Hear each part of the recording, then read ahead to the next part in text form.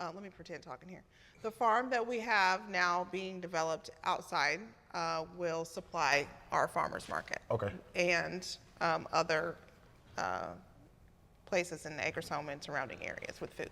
And roughly what, that's 700 square feet, we're producing thousands of plants. Wow, Thousands okay. of plants of new vegetables every 30 to 60 days. Oh, wow, okay. Just So, this little bit of land you got here. so right now what we need, I'll tell them what the immediate need is, I think. We want to build more towers back there. So we need about $500 per tower, yeah? Okay, so how many towers we need? 5. Okay, so we need, what's 5 times 5? $2,500. Okay, so what we need to do is figure out how to get that $2,500 from one investor or 5, Okay. if that makes sense. Okay. So what's your advice? I would take advantage of the members that are already signed up here, that are very proactive in the chamber, and give them like the first right of refusal. And in return to those individuals, or maybe it may be one, maybe name the tower after them or after their company. That's what I would kind of do that. Absolutely. So I invited them to our upcoming banquet. Okay. So hopefully, if they're able to, they can get some seats, come in and maybe make a short pitch during our banquet. Okay. So that might. Rob, would you like to talk to us about what kind of business you have and tell us what you need, what's your immediate need for your business? So I have a coffee company and whatnot, so we need working capital to get into a physical location. What have you done so far? As far as Just like trying to gain capital or like what, because a lot of people are like, oh, have you been to any banks? I guess is my question. not recently, no, I haven't been in the bank, no. Okay, what's your advice? Do you have like a marketing tool to show like how much coffee you sold, what type of products you sold, to kind of track the sales? Because most of the time when you're pitching either to a bank or to an investor, that's one of the things they may look at. What has been your sales over the last year and however many years you've been in business, and then where do you get your coffee from? And then what are the prices or the margins that you're able to make on the coffee? I have about 3 close to what you said. Yeah. Okay. Okay. Perfect. And I always recommend because we all fall into the trap. Everything's in our head. And so I always recommend the more you can put on marketing materials, the more easy it is for you, because you may be at a gas station pumping gas and you never know who you'll meet. And you may be talking to someone and they may ask the question, hey, can you get me over like a little pitch deck of your company? And you can be like, sure, I can send it to you, now. So it's already ready for you. Right. And that could even just be a one sheet, Yeah, as one long sheet, as yeah, it's just yeah. like, it doesn't have to, sometimes we think it has to be like a 10-page pitch No, deck. no, It no, can just be a one sheet Yeah. as well. So once he has his one sheet, how would you suggest he goes about pitching it to maybe his first potential? Like, let's say he had a list of people, not somebody walking up to him and asking to see it. Right. How should he approach on a cold call almost for somebody that he thinks that his coffee could benefit?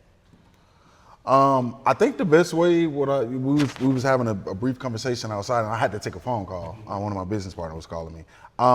The way that they're set up, I would always have it ready then, because when you're, at least for me, I'm a coffee drinker. Yeah. I was telling them a story. I've probably been drinking coffee since 9, because my grandfather, when my grandmother used to give him coffee, it was on a salsa and in a little cup, and whatever used to spill over in the salsa, he used to slide that over to me. So, but saying that to say this, I would have it ready, so whenever you do have a shop set up, or your station set up, you can, as you're talking to people and building relationships, I always like small settings, because everybody's not in a rush.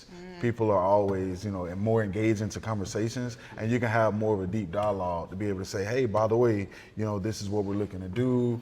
And in the next 2-3 years, we want to be here. And then that's always an opportunity for you to put it in front of somebody. Go ahead, Cece. Have you ever considered peer-to-peer lending or possibly pitching in that avenue? Because in peer-to-peer lending, your credit score and things like that are not very prominent, and you just have to make sure that the investors understand and work it out more so your interest rates may be low, but at the same time, it's not a bank, it's a person. Because I know that stops a lot of businesses from wanting banks because they don't want to be Can you do me a favor and also speak up so we can all hear you, but can you tell us what peer-to-peer lending is? So peer-to-peer lending, like P2P is what it's called. P2P. Peer-to-peer lending is if you find people who want to invest in companies. So there are people like in California that are in the Silicon Valley that they have extra $200,000 laying out and they want to invest in a company and see if they get it back. They do most of the time do in coffee companies that they have a brick and mortar. Like it doesn't work for farming because they don't really have anything that they can really lock us into because it's easy for us to just move around. But as far as something that you're doing, they have something that like a brick and mortar, they have something they can put a monetary value towards or take away or whatever that holds collateral. In peer-to-peer, you're more likely to get approved that way because it is a person versus a bank. Sometimes they have lower interest rates, sometimes they don't. Sometimes they'll just be like, give me every $2 every cup you sell. Like there's things they work out until you get this amount paid back. So that's just an example. Yeah, I've done crowdfunding before, a couple times, but I haven't. So peer-to-peer is basically crowdfunding but tailored just to an individual. So like rich people who want to invest in small people. Another suggestion I would be is kind of take the lid off. You know, if you can't get into a brick and mortar or you can't find someone that's willing to invest in helping you get into actually brick and mortar, take the top off. Maybe figure out a way, because I was listening to you and your wife, I won't disclose, you know, certain, but I was listening to you and your wife talk about the different coffee brands that you guys have. Maybe work out a deal with the distribution company where you get into coffee from, put your branding on it, and go to every coffee shop and try to pitch your product to them. That is another form of getting in a brick and mortar. You're just not physically there. You're actually selling them. They're buying. You're a vendor for them now. Now they're buying coffee directly from you. So that's a creative way to get into a brick and mortar. And maybe that can springboard you as to actually having a physical coffee shop you have to run. Someone else is taking on the headache of running the coffee shop, paying the overhead, and you guys are supplying them the product.